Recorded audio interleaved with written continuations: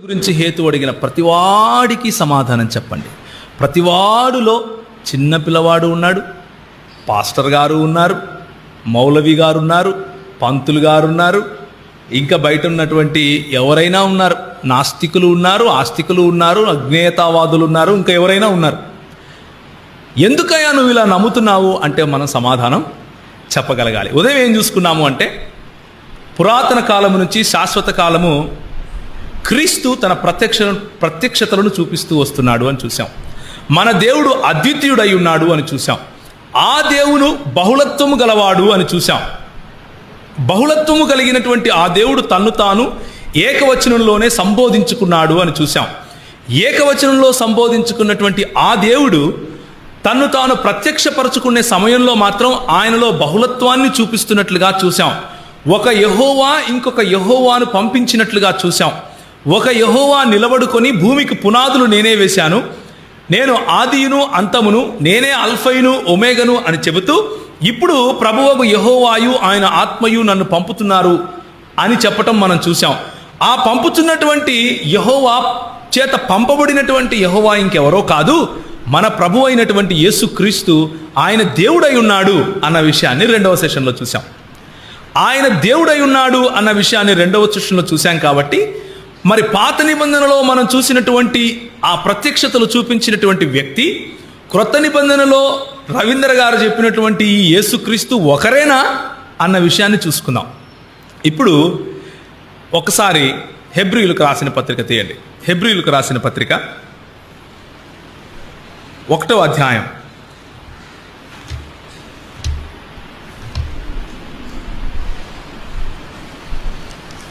నన్ను ఒక ఆయన అడిగాడు, అయ్యా మరి నువ్వు ఎందుకని యేసు ప్రభువుని దేవుడు అంటావు? ఆయన ప్రార్థన చేశాడు కదా, పోయి నా దేవా నా దేవా నన్నేలా చేయి విడిచితివి, ఎలి ఎలి లమా సబక్తాని అన్నాడు కదా. ఆయనకు దేవుడు ఉంటే ఈయనెలా దేవుడు అవుతాడు అని అన్నాడు. సో నీకు సమస్య అంతా ఏంటంటే యేసు ప్రభువు దేవుణ్ణి దేవా అన్నాడు కాబట్టి నీకు సమస్య, అంతే కదా అన్నాను. అవును అంతే అన్నాడు. సరే అని చెప్పి ఇప్పుడు చూడండి హెబ్రీయులకు రాసిన పత్రిక 1వ అధ్యాయము 8, 6, 7, 8, 9 చదువుదాం. గట్టిగా చదవాలి. మరియు ఆయన భూలోకమునకు ఆది సంభూతుని మరలా రప్పించినప్పుడు దేవుని దూతలందరూ ఆయనకు నమస్కారం చేయవలెనని చెప్పుచున్నాడు. తన దూతలను వాయువులుగాను తన సేవకులను అగ్ని జ్వాలలుగాను తన దూతలను వాయువులుగాను తన సేవకులను అగ్ని జ్వాలలుగాను చేసుకొనువాడు అని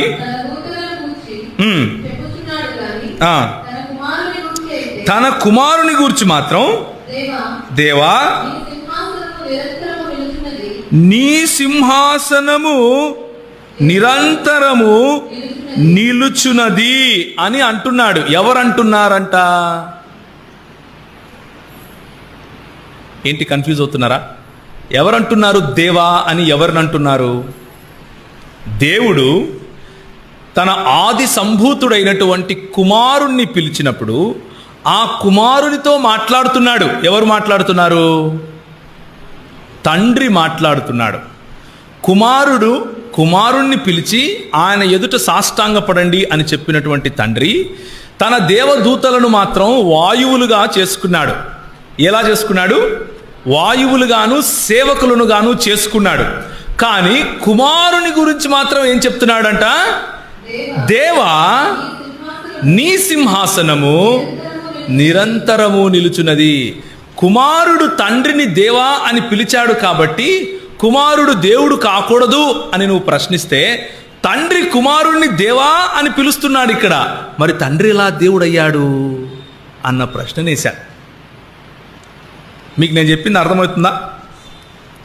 కుమారుడు తండ్రిని దేవా అని పిలిస్తే కుమారుడు దేవుడు కాకుండా పోతే, తండ్రి కుమారుణ్ణి దేవా అని పిలిస్తే తండ్రి కూడా దేవుడు కాకుండా పోవాలి అన్న విషయాన్ని నేను గుర్తు చేశాను. ఈ మాటలు ఎక్కడి నుంచి తీసుకున్నారో తెలుసా? కీర్తనల గ్రంథము 110వ అధ్యాయం. కీర్తనల గ్రంథము 110వ అధ్యాయం. ఎవరైనా చదువుతారా? 1 నుంచి 5 వరకు. నేను నీ శత్రువులను నీ పాదములకు పీఠముగా చేయి వరకు నా కుడి పార్శ్వమున కూర్చుండుము. యెహోవా నీ పరిపాలన దండమును సీయోనులో నుండి సాగజేయుచున్నాడు. నీ శత్రువుల మధ్యను నీవు పరిపాలన చేయుము. యుద్ధ సన్నాహ దినమున ప్రభువు నా ప్రభువుతో సెలవిస్తున్నాడు అని చెప్పినప్పుడు ఇక్కడ ఎంతమంది ప్రభువులు కనిపిస్తున్నారు మీకు? కనిపిస్తున్నారా? ప్రభువు నా ప్రభువుతో సెలవిస్తున్నాడు అన్నప్పుడు ఏ ప్రభువుతో సెలవిస్తున్నాడు అంటారు? దావీదు దేవుణ్ణి తప్ప ఇంకెవరినైనా ప్రభువు అని పిలవచ్చు అని చెబుతాడా? ఒకసారి చూస్తారా? 45వ కీర్తన చూస్తారా? కీర్తన 45 6, 7 వచనాలు చూస్తారా? దేవా నీ సింహాసనము నిరంతరము నిలుచును. అరే ఇదేంటి మళ్ళీ? దేవా నీ సింహాసనము నిరంతరము నిలుచును, నీ రాజదండము. మనం ఇంతకుముందు ఎక్కడో చదివాం కదా ఈ మాట. ఎక్కడ చదివాం? హెబ్రీలో చదివాం. ఇక్కడ దేవాని దావీదు ఎవరిని పిలుస్తున్నాడు? మొదటి వచనం చూడండి. ఒక దివ్యమైన సంగతి నా హృదయంలో బహుగా ఉప్పొంగుచున్నది, నరుల కంటే నీవు అతి సుందరవయుడున్నావు అని మాట్లాడుతూ 6వ వచనం వచ్చే వరకు దేవా నీ సింహాసనము నిరంతరము నిలుచును అంటున్నాడు. దావీదును దేవా అని పిలుస్తున్నారా ఇక్కడ? ఏమంటారు? దావీదును దేవా అని పిలిచి వాడు బ్రతుకుతారా? హెబ్రీయుల మధ్య దేవా లేకపోతే ప్రభువా అంటూ కేవలము యెహోవాను మాత్రమే పిలవాలి. అలాంటిది దావీదు ప్రవక్త సమయంలో దావీదును దేవా అని పిలవరు. దావీదు స్వయంగా వేరే వాళ్ళని ఎవరిని దేవా అని పిలువడు. అలాంటిది కీర్తనల గ్రంథంలో దేవా అంటూ ఎవరిని పిలవగలుగుతారు? దేవుణ్ణి తప్ప. దేవుణ్ణే పిలుస్తున్నాడు. ఏమని పిలుస్తున్నాడు? దేవా నీ సింహాసనము నిరంతరము నిలుచును, నీ రాజదండము న్యాయార్థమైన దండము.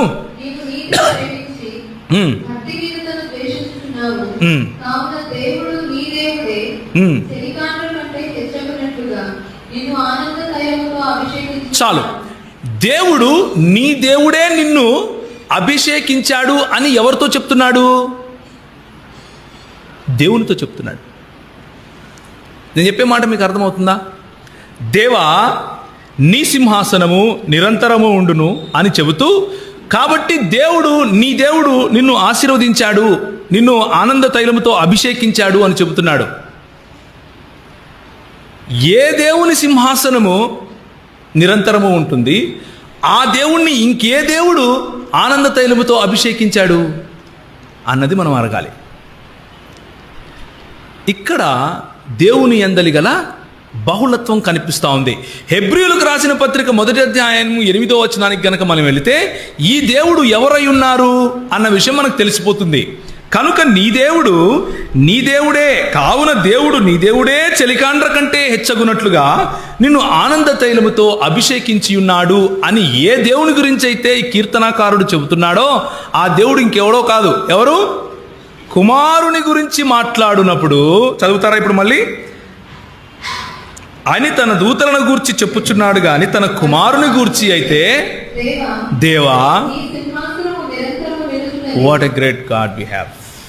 ఎంత గొప్ప దేవుడు మన దేవుడు. ఆయనను పోలిన దేవుడు ఇంకొకడు లేడు అని చెప్పటానికి ఇంతకంటే ఏమి ఉదాహరణ కావాలి మనకు? యెహోవా దేవుడు కుమారుడైనటువంటి యేసు ప్రభువును ఏమని పిలుస్తున్నాడు? దేవా అని పిలుస్తున్నాడు. దేవా నీ సింహాసనము నిరంతరము నిలుచును అంటున్నాడు. ఇప్పుడు ఇంకొక మాట చూద్దాం. కీర్తనలు 102. కీర్తనలు 102వ అధ్యాయం.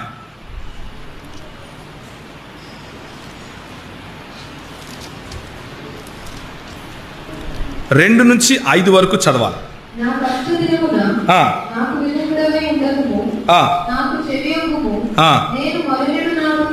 డైరెక్ట్గా 25 చదువుతారా? ఆదియందు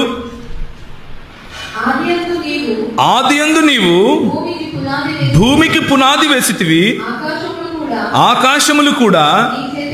ఎవరి గురించి ఇక్కడ కీర్తనకారుడు మాట్లాడుతున్నాడు? ఆదియందు భూమికి పునాదులు ఎవరు వేశారు? దేవుడు వేశాడు. ఆకాశములు ఎవరి చేతి పనులు? దేవుని చేతి పనులు. ఎందుకైనా మంచిది ఒకసారి చూద్దాం. మళ్ళీ 102వ అధ్యాయము 1వ వచనం చదవండి. యెహోవా నా ప్రార్థన ఆలకింపుము. ఇది ఒక ప్రార్థనతో కూడినటువంటి కీర్తన. కీర్తనకారుడు ప్రార్థిస్తూ ఈ పాట రాస్తున్నాడు, ప్రార్థిస్తూ ఈ కీర్తన రాస్తున్నాడు. యెహోవా నా ప్రార్థన ఆలకించు అని చెబుతూ 25వ వచనం వచ్చే వరకు ఏమంటున్నాడు? ఆదియందు నీవు భూమికి పునాది వేశావు, ఆకాశములు నీ చేతి పనులు, అవి నశించును గాని నీవు నిలిచిందవు. మళ్ళీ హెబ్రీలకు రండి, మొదటి అధ్యాయం, హెబ్రీ పత్రిక మొదటి అధ్యాయం 10వ వచనం. మరియు ప్రభువా, మనం ఇంతవరకు ఎప్పుడో చదివాము ఈ మాట. ఎక్కడ చదివాము? 102వ అధ్యాయం చదివాం. కీర్తనలు 102వ అధ్యాయం చదివాం. తర్వాత అవన్నీ అవి నశించును గాని నీవు నిలిచియుందువు. అవన్నీ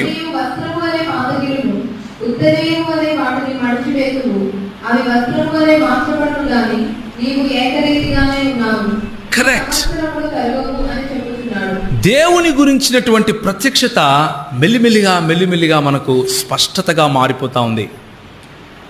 గూఢంగా అనిపించినటువంటి మాటలు ఇప్పుడు స్పష్టంగా మన దగ్గరికి వస్తున్నాయి. గూఢంగా ఏమనిపించాయి? పురాతన కాలము నుంచి శాశ్వత కాలము తన ప్రత్యక్షతలు చూపించింది ఎవరు ఈ దూత? ఎవరైతే యెహోవా నన్ను పంపగా నేను వస్తున్నాను అని అంటున్నాడే, నేనే యెహోవాను అంటున్నాడే, నేనే నిన్ను రక్షించాను అంటున్నాడే, నా నీతిగల దక్షిణహస్తము నిన్ను రక్షించింది అని యెహోవా చెబుతూ ఉంటే నేనే నిన్ను రక్షించాను అంటున్నాడే అని మనం ప్రశ్నిస్తే, కీర్తనలు 110 కీర్తనలు 102 ఆధారం చేసుకుంటే మనకేమర్థమవుతుంది స్పష్టంగా? ఈయన ఇంకెవరో కాదు, హెబ్రీయుల గ్రంథకర్త చెప్పినట్లుగా ఆయన కుమారుడు అన్న విషయం తెలుస్తూ ఉంది. ఏ కుమారుడు? మన ప్రభు అయినటువంటి ఆది సంభూతుడుగా మృతులలో నుండి లేచినటువంటి కుమారుడుగా మనకు కనిపిస్తున్నాడు. ఆ కుమారుణ్ణి చూసి ప్రభు అంటున్నాడు, ఈ దూతలు ఇంతమంది ఉన్నారు, వీళ్ళలో ఎవరికైనా ఈ అవకాశం ఇచ్చానా? వాళ్ళని నేనేం చేసుకున్నాను? వాయువులుగా చేసుకున్నాను, సేవకులుగా చేసుకున్నాను. కానీ ఈ దూత ఉన్నాడు, ఈయన మాత్రమే నేను మాట్లాడినట్లుగా మాట్లాడతాడు. ఈయనకు నా నామము కలదు, ఈయనను చూసి భయపడండి, ఈయన దగ్గర తోకాడించద్దు, ఆయన మీ అతిక్రమములను పరిహరింపడు. యెషయా గ్రంథంలో గుర్తుందా? ఆయన మీ అతిక్రమములను పరిహరింపడు, జాగ్రత్త అని చెప్పిన ఆ దూత ఇంకెవరో కాదు, మన ప్రభు అయిన యేసుక్రీస్తు.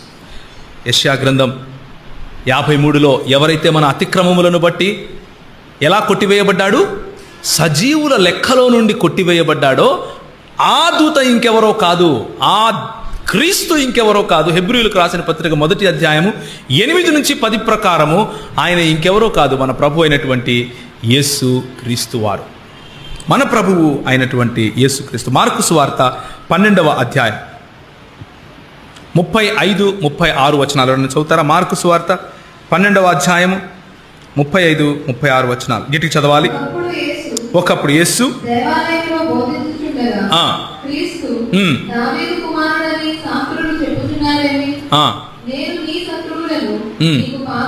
ఇది ఎక్కడో చదివామే మనం. ఎక్కడ చదివాము ఇంతవరకు? కీర్తనలు 110లో చదివాం. ఏమని చదివాం? ప్రభువు నా ప్రభువుతో సెలవిచ్చాడు. ఏమని సెలవిచ్చాడు? నీ శత్రువులను పాదము విటముగా చేస్తాను అని. ఇప్పుడు యేసు ప్రభు తనకు కోట్ చేసుకుంటున్నాడు ఆ మాట. మన ప్రభు స్వయంగా తన నోటితో చెప్తున్నాడు, దావీదు నాకు తండ్రి ఏంటయ్యా బాబు, నేను దావీదుకు ప్రభువును. అర్థమవుతుందా? మీరు అనుకుంటున్నారు నేను దావీదు కుమారునని. రవీందర్ అన్న చెప్పినట్లుగా నేను సంపూర్ణంగా మానవుణ్ణి కాబట్టి యెష్షయి వంశములో నుంచి చిగురించినటువంటి వేరును నేను, దావీదు కుమారుణ్ణే. కానీ మీకు విషయం తెలుసా? నేను దావీదు కూడా ప్రభువు నా ప్రభువుతో సెలవిచ్చాడు అంటే ఏ ప్రభు అనుకుంటున్నారు? నేనే అంటున్నాడు. చదవమ్మా ఒకసారి మళ్ళీ.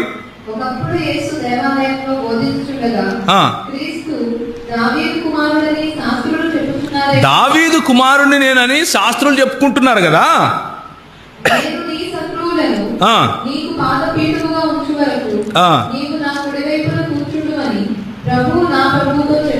ప్రభువు నా ప్రభువుతో చెప్పెను అని దావీదే పరిశుద్ధాత్మ వలన చెప్పాడు నా గురించి. మీకు గుర్తుందో లేదో అంటూ ప్రభువు ఎక్కడికి వెళ్తున్నాడు? దావీదు చెప్పినటువంటి కీర్తనలకు వెళ్తున్నాడు. మన ప్రభువు తన్ను తాను ఆ ప్రభువును నేనే అని కనపరుచుకుంటున్నాడు. ఇంకొక మాట చూస్తారా? యోహాను సువార్త 12వ అధ్యాయం. యోహాను సువార్త 12వ అధ్యాయము 41వ వచనం. చక్కటి మాట. మీరు మీ దగ్గర ఒకవేళ పెన్ను పేపర్ ఉంటే రాసుకోండి, లేదా బైబిల్లో అండర్లైన్ చేసుకోండి, ఇది చాలా పనికొస్తుంది. 12వ అధ్యాయం 41వ వచనం. యెషయా ఆయన మహిమను చూచినందున ఆయనను గూర్చి ఈ మాటలు చెప్పెను. యెషయా ఈ మాటలు చెప్పాడు అని ఎవరు రాస్తున్నారు? యోహాను రాస్తున్నాడు. యెషయా దగ్గరికి వెళ్ళి అడిగామనుకోండి, మీరేటో ఆయన మహిమను చూశారంట, యెషయా ఆయన మహిమను చూచినందున ఆయనను గూర్చి ఈ విధంగా అన్నాడు అని మీరు చెప్తున్నారు. ఎప్పుడు చూశారు యేసు ప్రభువుని? మీరు పుట్టకముందు ఆయన రాలేదు కదా. ఆయనేమో ఇప్పుడు మొదటి శతాబ్దంలో ఉన్నవాడు. యెషయా మీరేమో 600 సంవత్సరాల క్రితం నుంచి ఉన్నారు. ఎప్పుడు చూశారు ఆయన్ను అంటే ఆయన సమాధానం చెప్తాడు. చూడండి, యెషయా గ్రంథము 6వ అధ్యాయం.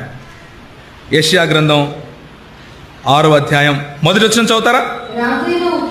రాజైన ఉజ్జియా మృతి నొందిన సంవత్సరమున అత్యున్నతమైన సింహాసనమునందు ప్రభువు ఆసీనుడై ఉండగా ఎవరిని చూశాడు? యెషయా మహిమలో ప్రభువు ఆసీనుడై ఉండగా చూశాడు. ఆ మహిమా సింహాసనములో ఆసీనుడై ఉన్నది ఇంకెవరో కాదు, ఈ ప్రభువే అంటూ మనకు యోహాను భక్తుడు సాక్ష్యం ఇస్తున్నాడు. ఏమని? యెషయా ఈయన మహిమను చూశాడు. ఎప్పుడు చూశాడు తెలుసా? రాజైన ఉజ్జియా సమయంలో చూశాడు.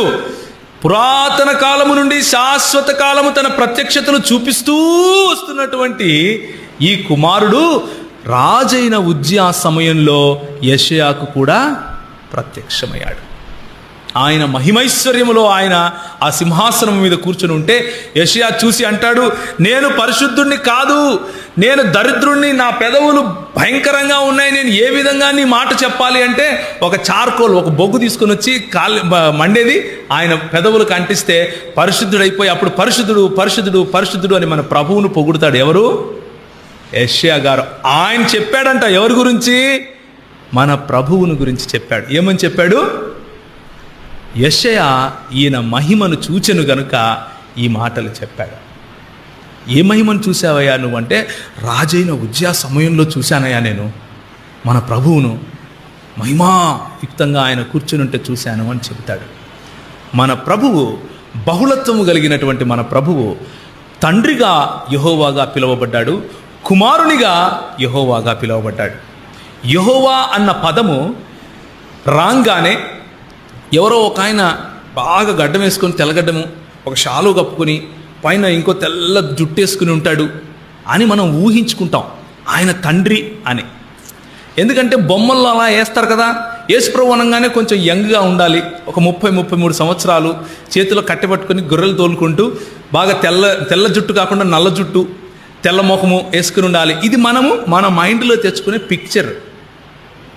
కానీ దేవుని వాక్యం ఏం చెప్తుంది అంటే, యెహోవా అన్న పదము తండ్రికి ఏ విధంగా వాడారో కుమారునికి కూడా అదే విధంగా వాడారు, పరిశుద్ధాత్మునికి కూడా అదే విధంగా వాడారు. Same to same. తండ్రి అయిన దేవునికి ఏ గుణలక్షణములు ఉన్నాయో అవే గుణలక్షణములు కుమారుడికి ఉన్నాయి, అవే గుణలక్షణములు పరిశుద్ధాత్మునికి ఉన్నాయి. అవి చూస్తాం ఇప్పుడు మనం ఒక 2-3 నిమిషాల్లో. కానీ దేవుని వాక్యం ఏం చెప్తుంది అంటే, యెహోవా అన్న పదము తండ్రికి ఏ విధంగా వాడారో కుమారునికి కూడా అదే విధంగా వాడారు, పరిశుద్ధాత్మునికి కూడా అదే విధంగా వాడారు. Same to same. తండ్రి అయిన దేవునికి ఏ గుణలక్షణములు ఉన్నాయో అవే గుణలక్షణములు కుమారుడికి ఉన్నాయి, అవే గుణలక్షణములు పరిశుద్ధాత్మునికి ఉన్నాయి. అవి చూస్తాం ఇప్పుడు మనం ఒక 2-3 నిమిషాల్లో. తొందరపడకండి. ఒకసారి రోమీయులకు రాసిన పత్రిక 9వ అధ్యాయము 5వ వచనం గట్టిగా చదువుతారా ఎవరైనా? రోమీయులకు రాసిన పత్రిక 9వ అధ్యాయము 5వ వచనము.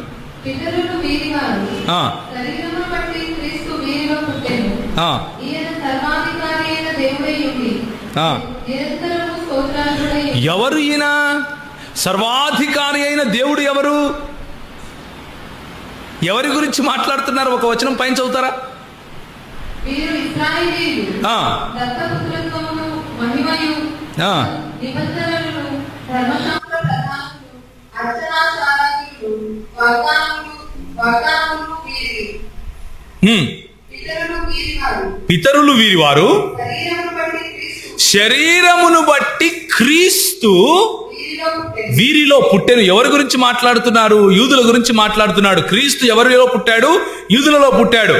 ఆ క్రీస్తుని గురించి ఏం మాట్లాడుతున్నాడు ఇప్పుడు చూడండి. ఈయన అంటే ఎవరు? ఈ క్రీస్తు సర్వాధికారి అయిన దేవుడు అయి ఉండి నిరంతరము స్తోత్రార్హుడై ఉన్నాడు. ఏ క్రీస్తో తెలుసా? ఆనాడు ప్రాచీనుడైన వాడి ఎదుట నిలబడినటువంటి మనుష్య కుమారుడు, దానియేలు స్వప్నమందు కనిపించినటువంటి ధవలవర్ణుడు, రత్నవర్ణుడు. దానియేలు స్వప్నమందు కనిపించి మరి అతి ప్రాచీనుడైనటువంటి వారి పరిశుద్ధమైన ప్రదేశంలో ప్రవేశించినటువంటి మనుష్య కుమారుడు ఆ క్రీస్తు. ఏ క్రీస్తు? ఆ క్రీస్తు ఎవరో తెలుసా? మన ప్రభువే. మన ప్రభు ఏమంటున్నాడు అంటే ఈయన నిరంతరము స్తోత్రార్హుడై ఉన్నాడు. ఈయన ఏమై ఉన్నాడు? మళ్ళీ చదవమ్మా 9:5. ఈయన సర్వాధికారి అయిన దేవుడై ఉండి. మన దేవుడు అద్వితీయుడు. మన దేవుడు అద్వితీయుడు. ఈ దేవుడు ప్రార్థిస్తూ తన తండ్రిని దేవా అని పిలుస్తున్నాడు. ఆ తండ్రి కుమారుణ్ణి పిలిచినప్పుడు దేవాన్ని సింహాసనము నిరంతరము ఉండును అంటున్నాడు. ఈ కుమారుణ్ణి గురించి పౌలు భక్తుడు పరిశుద్ధాత్ముని ప్రేరేపణతో ఏం రాస్తున్నాడు అంటే ఈయన సర్వాధికారి అయిన దేవుడు నిరంతరము స్తోత్రార్హుడై ఉన్నాడు అని చెప్తున్నాడు. సో లేఖనము ఎంత మందికి దేవుని యొక్క గుణలక్షణాలు చూపిస్తా ఉంది. ఇప్పటి వరకు మనం చూసిన దాంట్లో కనీసం 2 ఉన్నారు. కనీసము 2 వ్యక్తులకు దేవునికి ఉండవలసినటువంటి గుణలక్షణాలు, దేవునికి మాత్రమే ఉండవలసినటువంటి పేర్లు పెడుతున్నట్లుగా మనం చూస్తాం. మొదటిగా తండ్రి అయిన దేవునికి ఎందుకు తండ్రి అని పిలుస్తున్నాము అంటే నిరంతరము స్తోత్రార్హుడైనటువంటి ఈ దేవుడు ఆయనను తండ్రి అని పిలిచాడు కాబట్టి. నిరంతరము స్తోత్రార్హుడైన ఈ దేవుణ్ణి ఆయన కుమారుని గురించి అని అన్నాడు కాబట్టి.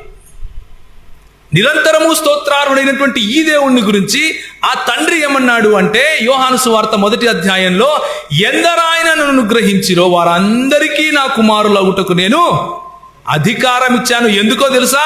3వ అధ్యాయం 16వ వచనం. కాగా దేవుడు లోకమును ఎంతో ప్రేమించెను. ప్రేమించి ఏం చేశాడు? తన అద్వితీయ కుమారుని యందు. అద్వితీయ అన్నప్పుడు వాడిన పదం కూడా ఏకాదే.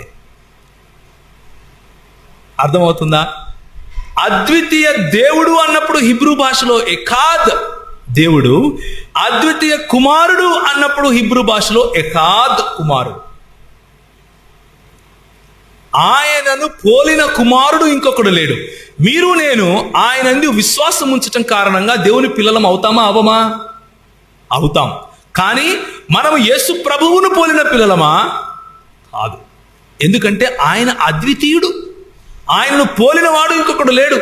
ఎందుకు అంటే ఆయన పదార్థమునకు, ప్రదేశమునకు, సమయమునకు బయట ఉన్నవాడు. ఆయన మనలాగా దత్తపుత్రాత్మ కారణంగా కుమారుడు కాలేదు. ఆయన స్వయంభూ అయి ఉన్నాడు. ఆయనను ఎవరూ కలిగించలేదు. మనల్ని ప్రభువు లేకపోతే ఆయనే కలిగించాడు.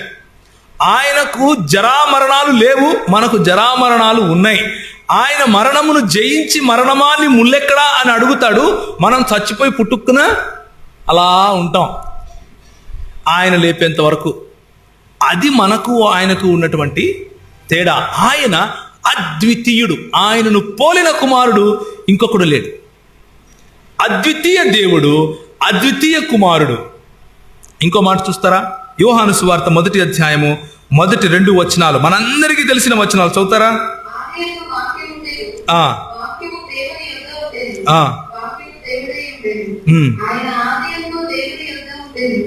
సమస్తము ఆయన మూలముగా సమస్తమును ఆయన మూలముగా కలిగెను. కలిగి ఉన్నది ఏదియు ఆయన లేకుండా కలుగలేదు. కలిగి, ఈ లోకంలో రెండు కేటగిరీస్ ఉన్నాయి, అంటే రెండు శ్రేణులు ఉన్నాయి. ఒకటి సృష్టికర్త అనే శ్రేణి, రెండవది సృష్టి అనే శ్రేణి. అంతే. దేవుని దృక్పథంలో, దేవత్వం యొక్క దృక్పథంలో రెండు డబ్బాలు ఉంటాయి. ఒకటి సృష్టికర్త అనే డబ్బా, రెండు సృష్టి అనే డబ్బా. సృష్టికర్త కానిది అంతా కూడా సృష్టే. సృష్టికర్త ఎప్పుడు సృష్టి కాడు. జాగ్రత్తగా వినండి ఇది. కలిగి ఉన్నది ఏదియు ఆయన లేకుండా కలుగలేదు అంటే యేసుప్రభు ఎవరని? సృష్టికర్తనా సృష్టా? సృష్టికర్త. సృష్టికర్త అయినటువంటి మన ప్రభువు అని యోహాను సువార్త 1వ అధ్యాయంలో మనకు తెలుస్తాం. తీతుకు రాసిన పత్రిక చూస్తారా? తీతుకు రాసిన పత్రిక 2వ అధ్యాయం 13వ వచనం. చక్కటి మాట. తీతుకు రాసిన పత్రిక 2వ అధ్యాయం 13వ వచనం. అనగా మహాదేవుడును మన రక్షకుడును ఆయన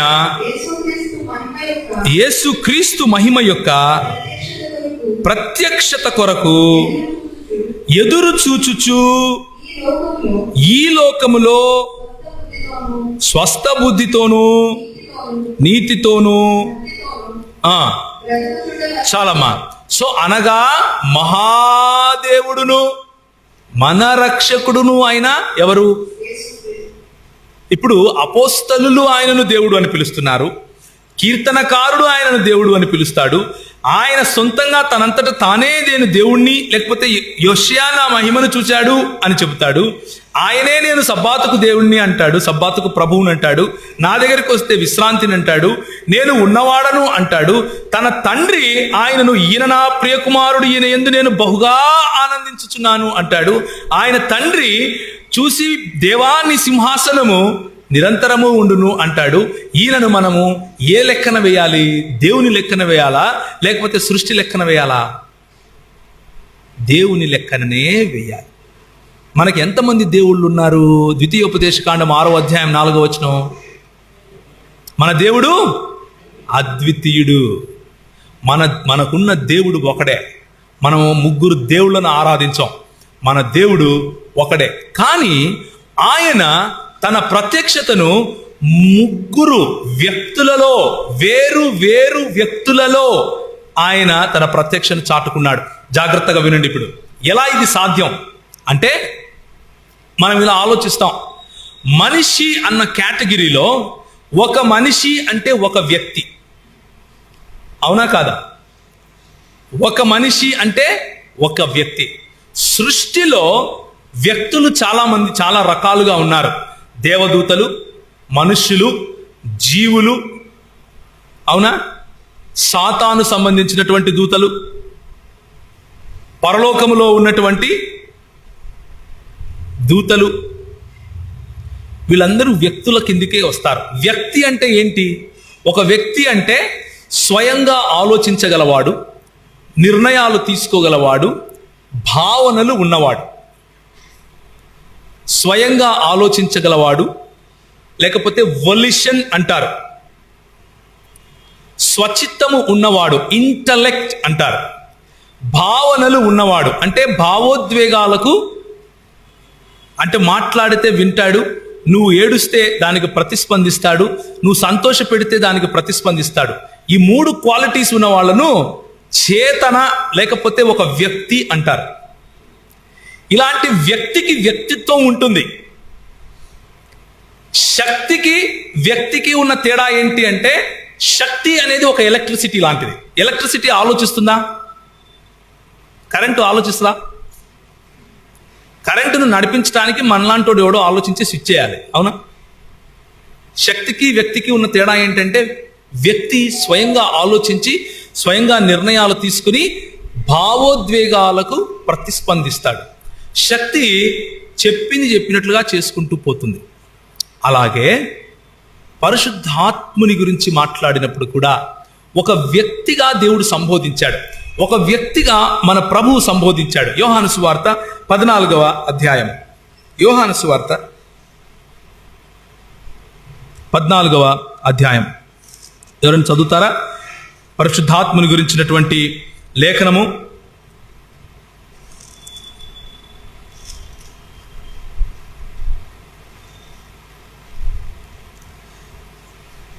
హ్మ్. 25వ వచనం నుంచి, నేను మీ యొద్ద ఉండగానే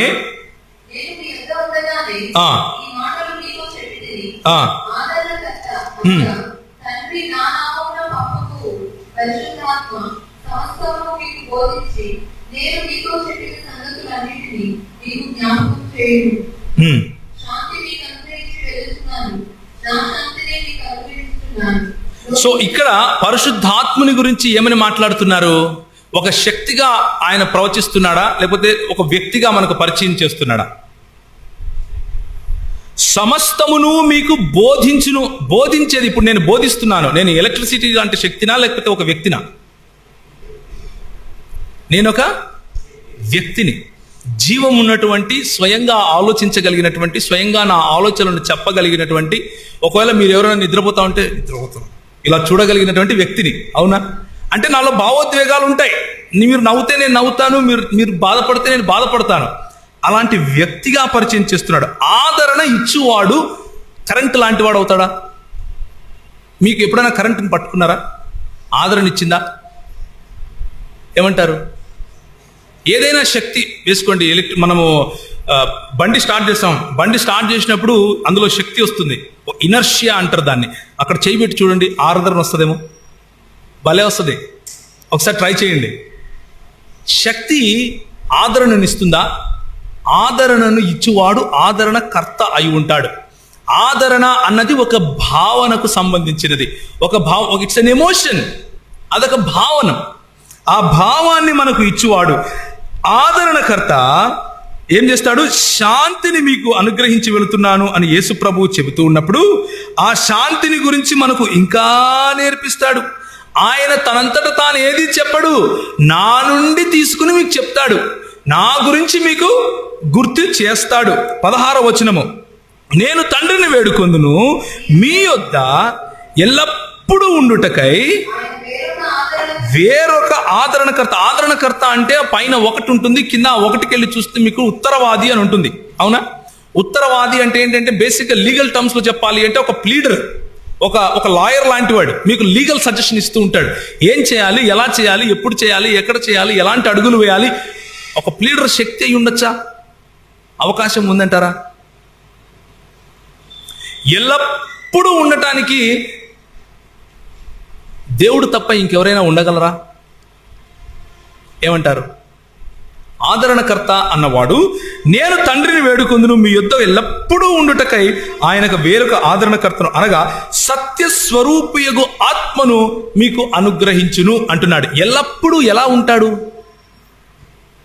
దేవుడు తప్ప ఇంకెవరైనా ఎల్లప్పుడూ ఉండగలరా?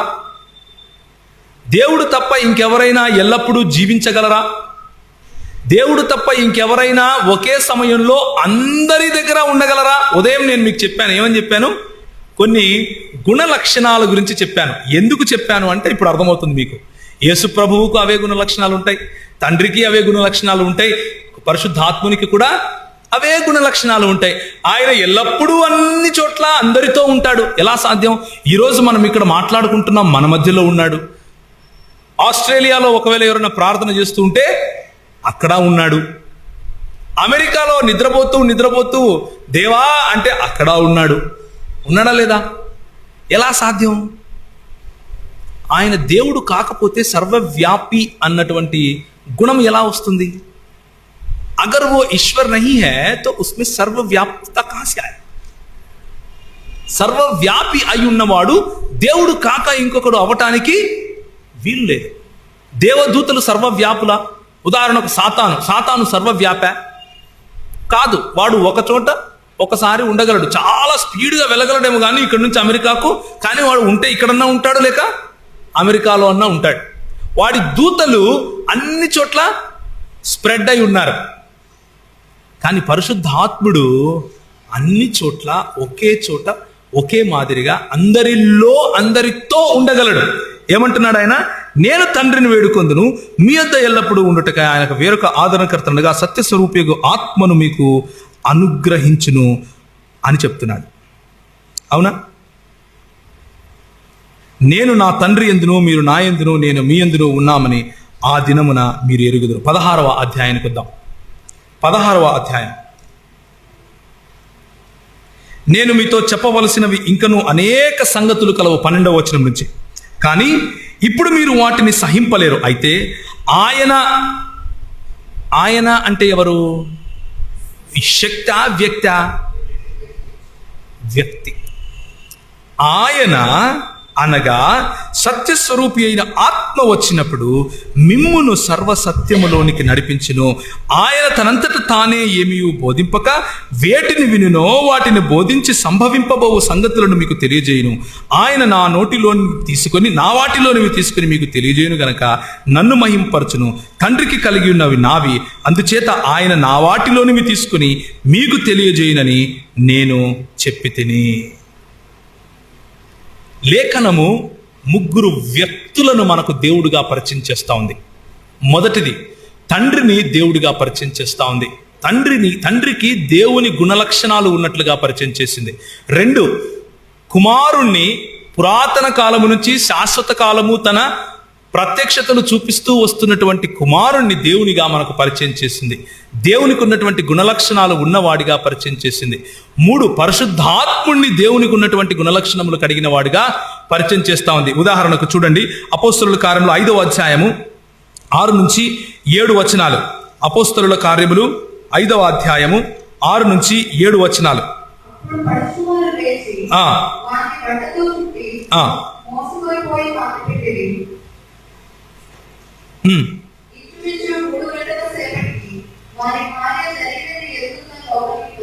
అప్పుడు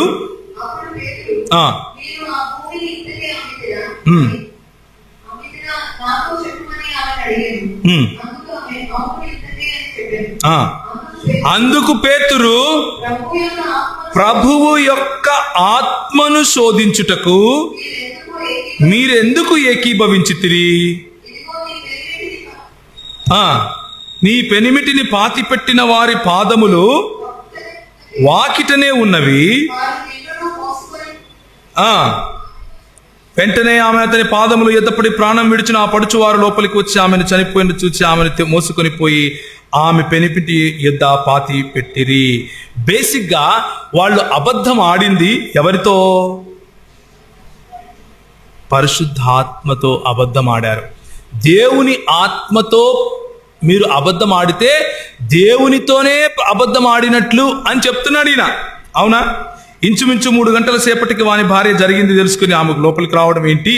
అననీయ ప్రాణం విడవటం ఏంటి?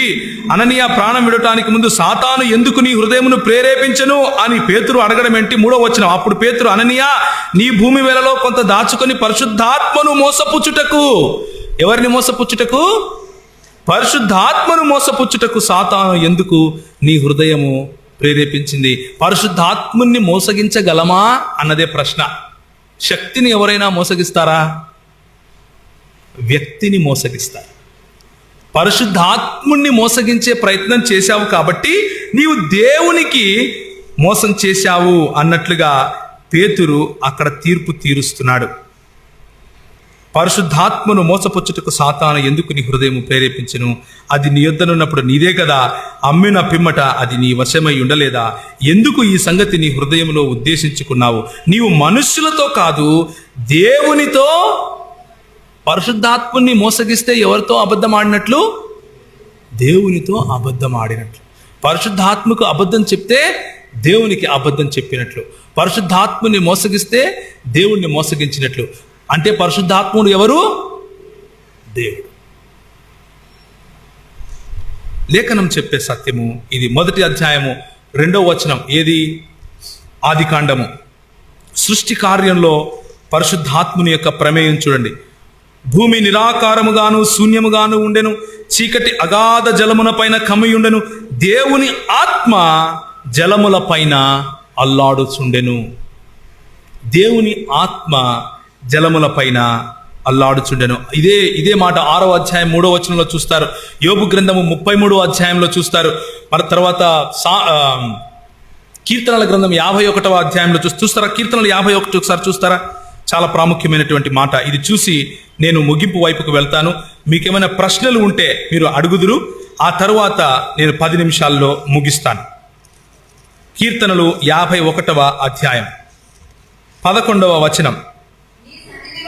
నీ సన్నిధిలో నుండి నన్ను త్రోసివేయకుము, నీ పరిశుద్ధాత్మను నా యుద్ధ నుండి తీసివేయకుము, నీ రక్షణానందము నాకు మరలా పుట్టించుము, సమ్మతిగల మనస్సు కలుగజేసి నన్ను దృఢపరచుము అంటూ పరిశుద్ధాత్ముని యొక్క సన్నిధిని గురించి ఆయన మాట్లాడుతున్నాడు.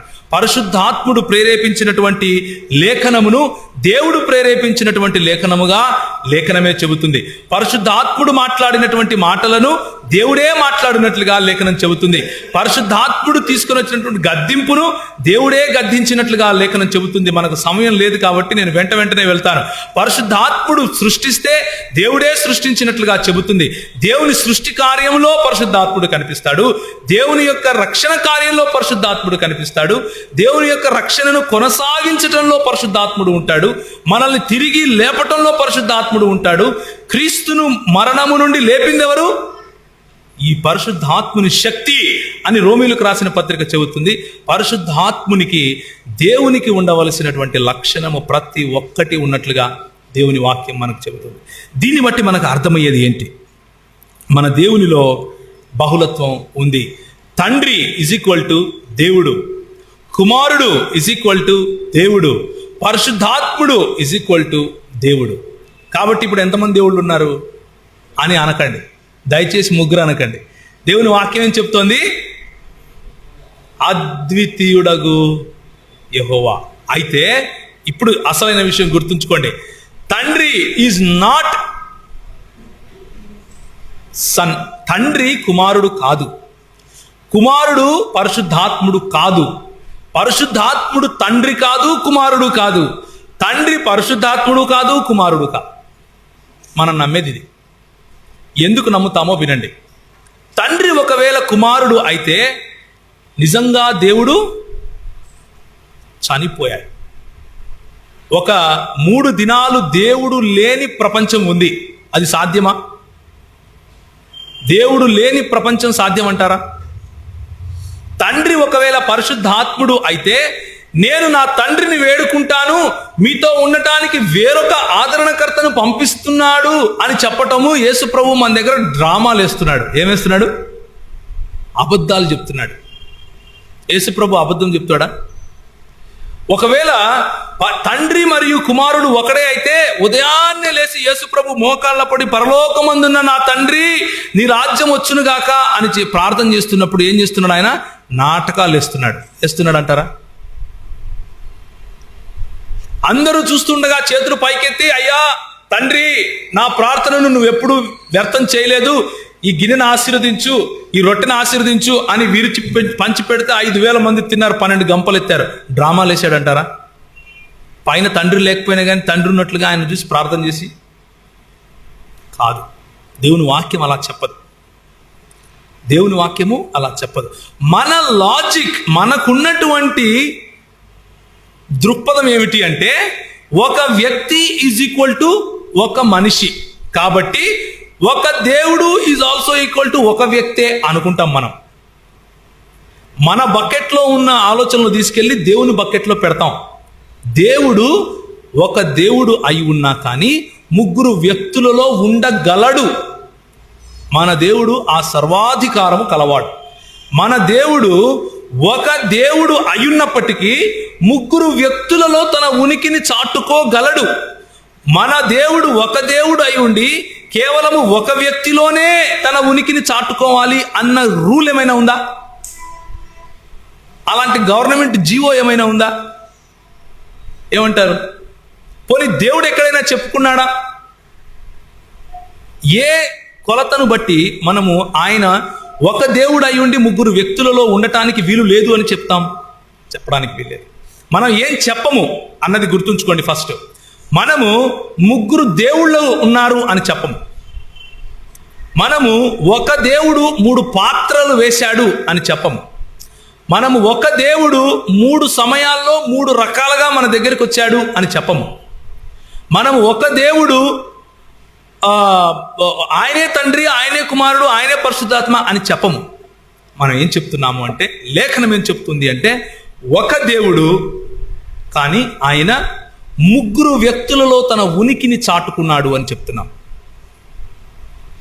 తండ్రి దేవుడే, కుమారుడు దేవుడే, పరిశుద్ధాత్ముడు దేవుడే. అయినప్పటికీ లేఖనం మనకు చెప్పే సత్యం ఏమిటంటే, దేవుడు అద్వితీయుడు, ఒంటరివాడు కాదు. ఇప్పుడు ఒకసారి జాగ్రత్తగా వినండి. ఎందుకు ఒంటరివాడు కాదు అని అంటున్నాను, జ్ఞాపకం ఉంచుకోండి. ఒకవేళ దేవునిలో బహుళత్వం లేకపోతే, ఒకవేళ దేవునిలో ఒకరికంటే ఎక్కువ వ్యక్తులు లేకపోతే, ఏ సృష్టి లేదనుకోండి. ఇప్పుడు దేవుడు ఒక్కడే ఉన్నాడు, ఏ సృష్టి లేదు, మానవులు లేరు, దేవదూతలు లేరు, సృష్టి లేదు, ఏమీ లేదు, శూన్యం కూడా లేదు, ఏమీ లేదు అన్నది కూడా లేదు. అలాంటి సమయంలో కూడా దేవుడు ప్రేమామయుడు అంటారా కాదంటారా? ఏమంటారు? 1 యోహాను పత్రిక 4వ అధ్యాయం ఏం చెప్తుంది? దేవుడు ప్రేమా స్వరూపి. ఆ సమయంలో కూడా దేవుడు ప్రేమా స్వరూపే కాదా? ఏమంటారు? ఒకవేళ ఆ సమయంలో కూడా ప్రేమామయుడైతే ఎవరిని ప్రేమించాడు? తను తాను ప్రేమించుకున్నాడా? ఏమంటారు? ప్రేమ ఒకవేళ ఉంది అంటే ఆయన ఎవరితో పంచుకున్నాడు ఆ ప్రేమని? పురాతన కాలము నుండి శాశ్వత కాలము తన ప్రత్యక్షతలు చూపిస్తూ వస్తున్నాడు అంటే ఎవరికి చూపించాడు? ఎలా చూపించాడు? ప్రకటన, ప్రత్యక్షత అన్నది ఒకరికంటే ఎక్కువ వ్యక్తులు ఉంటే సాధ్యం, కానీ ఎలా సాధ్యం? లేకపోతే ప్రకటన చేయడం సాధ్యమా? ఒక్కడే ఉంటే, ఒంటరి వాడై ఉంటే అసాధ్యం. ఒంటరి వాడైన దేవునికి ప్రేమ అసాధ్యం. ప్రేమించాలి అంటే ఒకటి సృష్టించాలి. సృష్టిని కలుగజేసిన తర్వాత దాన్ని ప్రేమించగలడేమో. అంటే ప్రేమ లేని దేవుడు కూడా ఒకానొకప్పుడు ఉండగలగాలి. అది సాధ్యమా? బైబిల్ చెప్తుందా అలా? దేవుడు నిత్యము, ఆయన ఎల్లప్పుడూ న్యాయవంతుడై ఉన్నాడు. ఎలా సాధ్యం ఆయనలో బహుళత్వం లేకపోతే? Think about it. ఒకసారి ఆలోచించండి. ఎవ్వరూ లేరు, నువ్వు ఒక్కనే ఉన్నావు, నీకు న్యాయం అంటే ఏంటో తెలుస్తుందా? You cannot know. అసలు ఆ కాన్సెప్టే తెలియదు మీకు. పనే లేదు, న్యాయంతో పనే లేదు కదా. అబ్సల్యూట్లీ. కానీ మన దేవుడు న్యాయవంతుడు. ఏ సృష్టి లేనప్పుడు కూడా న్యాయవంతుడు. ఎలా న్యాయవంతుడు? ఆయన తండ్రి, కుమార, పరిశుద్ధాత్మలు అన్నటువంటి ఆ త్రియేక దేవుడుగా ఉన్నాడు కాబట్టి ఒకరి పట్ల ఒకరితో ప్రేమ చూపించుకోగలిగాడు, ఒకరి పట్ల ఒకరికి న్యాయవంతంగా ఉండగలిగాడు, ఒకరితో ఒకరు ప్రకటించుకోగలిగాడు, ప్రత్యక్షపరచుకోగలిగాడు. జ్ఞానము అన్నది అసాధ్యం ఒంటరి వాడైతే. ఎలా ఉంటుంది జ్ఞానం? దేని గురించిన జ్ఞానం? ఏమీ లేదు, ఏం సృష్టించలేదు. దేని గురించిన జ్ఞానం? అర్థమవుతుందా? దేవునిలో బహుళత్వం లేకపోతే వచ్చే సమస్యలు చూడండి. దేవునిలో బహుళత్వం లేకపోతే దేవునికి జ్ఞానము రావాలి అంటే ముందు ఆయన సృష్టించాలి. సృష్టి పైన ఆధారపడేవాడు దేవుడు అవుతాడా? తాను ప్రేమించాలి అంటే సృష్టి కావాలి. అలాంటప్పుడు దేవుడు ఎలా అవుతాడు? ఈయన దేవుడే కాలేడు. తను న్యాయం చూపించాలి అంటే ముందు సృష్టించుకోవాలి. ఏం చేయాలన్నా ముందు తను కానిది వేరేది ఏదైనా చేయాలి ఆయన. అప్పుడే దాని గురించినటువంటి జ్ఞానం వస్తుంది, దాని గురించినటువంటి అవగాహన వస్తుంది. మన ప్రభువుకి అది అవసరం లేదు. ఎందుకంటే మన ప్రభు సదా ఎల్లప్పుడూ ఆయన తండ్రి, కుమార, పరిశుద్ధాత్మలు అన్నటువంటి కమ్యూనిటీలో, తండ్రి, కుమార, పరిశుద్ధాత్మలు అన్నటువంటి త్రియేక దేవునిగా ఆయన తన ఉనికిని చాటుకున్నాడు. త్రియేక దేవునిగా ఆయన ఉన్నాడు. ఆయన త్రియేక దేవునిగా ఉన్నాడు కాబట్టి తండ్రి కుమారుడు కాదు, కుమారుడు పరిశుద్ధాత్ముడు కాదు, తండ్రి కుమారుడు పరిశుద్ధాత్ముడు కాదు, పరిశుద్ధాత్ముడు తండ్రి మరియు కుమారుడు కాదు. కానీ ఈ ముగ్గురు ఒకే దేవునిగా ఉన్నారు. ఇది దేవుని వాక్యం చెప్పే సత్యం. ఇది ఒకవేళ నేను సొంతంగా తయారు చేశాను అనుకోండి మాట వరుసకు. మానవుడు కొంతమంది అంటూ ఉంటారు, ఇది క్రైస్తవులు పుట్టించుకున్నారు ఇలాంటి దేవుణ్ణి అని. ఎవరైనా చేసుకోవాలి ఇలాంటివి అంటే, ఏదైనా సొంతంగా చేయాలి అంటే అందరికీ అర్థమయ్యేది, అందరికీ సులువుగా ఉండేది చేస్తారు, కానీ ఇంత క్లిష్టమైనది చేస్తారా? ఎందుకు చేసుకుంటుంది? ఈజీగా ఉండేది చేసుకుంటారు. ఒక ఆయన నన్ను అడిగాడు, సరే నువ్వేమంటున్నావు ఇప్పుడు, తండ్రి దేవుడు, కుమారుడు దేవుడు, పరిశుద్ధాత్ముడు దేవుడు, 1+1+1 ఎంత అన్నాడు. అబ్బా, ఎంత మంచి ప్రశ్న వేసావు. లాస్ట్ టైం చెప్పాను మీకు కదా, గుర్తుందా? నేను అడిగాను, ఓకే తండ్రి దేవుడు, కుమారుడు దేవుడు, పరిశుద్ధాత్ముడు దేవుడు, 1 ఎంత అన్నాను. ఎందుకు ప్లస్ చేయాలి? ప్లస్ చేయాలని రూల్ ఉందా? మల్టిప్లై ఎందుకు చేయకూడదు? మ్యాథమెటిక్స్లో ఉన్నటువంటి ట్రిక్స్ తీసుకొని వచ్చి దేవుని పైన అప్లై చేయాలి అన్నటువంటి రూల్ ఎక్కడా లేదు. అదే ప్లస్ నువ్వు చేయాలి అంటే, మా దేవుడు నిత్యుడగు తండ్రి, మా దేవుడు అనంతుడు, ఆయనకు నిత్యత్వంలో ఉన్నవాడు, ఆయన అనంతుడు. అనంతత్వానికి ఒక మాట ఉంది మ్యాథమెటిక్స్లో, ఏంటది? ఇన్ఫినిటీ అంటారు. ఇలా ఉంటుంది, ఇక్కడ రాయటానికి ఏమైనా ఉందా? ఇన్ఫినిటీ అంటారు. నిత్యత్వం, అనంతత్వం. ఆ నిత్యత్వం ప్లస్ నిత్యత్వం ప్లస్ నిత్యత్వం ఏమవుతుంది? Infinity plus infinity plus infinity ఎంత? చెప్పండి, ఎవరు తెలీదా మీకు? తెలుసు కదా? ఏమంటున్నారు? ఇన్ఫినిటీనే వస్తుంది. అది ఎందుకు కాకూడదు? Why only 1? Why are you taking 1 అని అడిగాను. ఆ పిల్లడి దగ్గర ఆన్సర్ లేదు పాపం. సరే అన్న అంటూ వెళ్ళిపోయాడు. సో చీప్గా మ్యాథమెటిక్స్లో ఉండే ట్రిక్స్ ప్రయోగం చేసి దేవుని పైన ఆపాదించి నీ దేవుడు ఇలా ఉంటాడు అని చెప్పే ప్రయత్నం ఒకవేళ చేస్తే, మా దేవుడు ఒంటరి వాడు కాదు, మా దేవుడు నిత్యుడు. నిత్యత్వాన్ని 3 సార్లు కాదు 30 సార్లు ప్లస్ చేసినా కానీ నిత్యత్వమే వస్తుంది. మా దేవుడు నిత్యుడు అని చెప్పండి. నేను స్కూల్ ఆఫ్ ఫిలాసఫీ, లేకపోతే ఫిలాసఫీలో కానీ, సైకాలజీలో కానీ, మ్యాథమెటిషియన్స్లో కానీ చాలామంది ట్రై చేశారు త్రిత్వాన్ని లాజికల్గా, అంటే తర్కపరంగా తప్పు అని ప్రూవ్ చేయడం కోసం. Nobody could do it so far. ఇంతవరకు ఎవరు చేయలేకపోయారు.